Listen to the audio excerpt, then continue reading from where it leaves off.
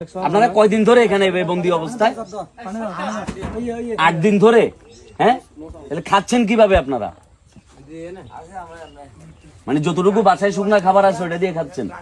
মানে এমন একটা জায়গা চিন্তা করেন, মানে এখানে এখনো পর্যন্ত কি মানে ওনারা যে কোনো প্রকার মানে কারোর কাছ থেকে কোনো শুকনা খাবার ভেজা খাবার কোনো ত্রাণ পাবে, এই ত্রাণটা এখানে পায় না। মানে আসলে জিনিসটা ত্রাণ বলতে খুব খারাপ লাগে।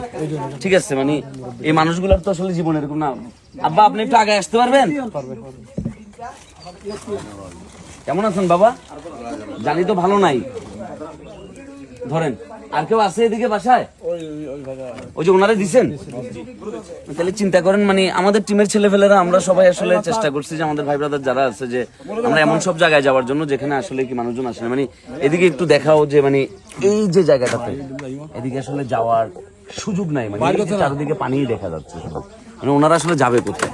ঠিক আছে, এই যে ওনাদের ঘরের পর হচ্ছে মাটির ভিটা, ওনাদেরকে এখানেই থাকতে হচ্ছে, এখানেই থাকতে হবে, যাওয়ার সুযোগ নাই। টিমের ছেলে ফেলে সবাই আসলে হচ্ছে কি সবার চেহারাও ক্লান্তির ছাপ চলে আসছে। গতকালকেও তারা প্রায় 400 পরিবারের কাছে গেছে। আজকে প্রায় 800 জনের একটা চ্যালেঞ্জ নিয়ে আসছি আমরা যে ওদের কাছে পৌঁছাইতে হবে যে কোনো মূল্যে।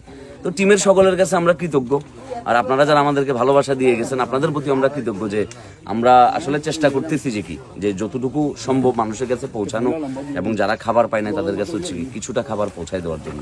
সবাই আমাদের জন্য দোয়া করবেন।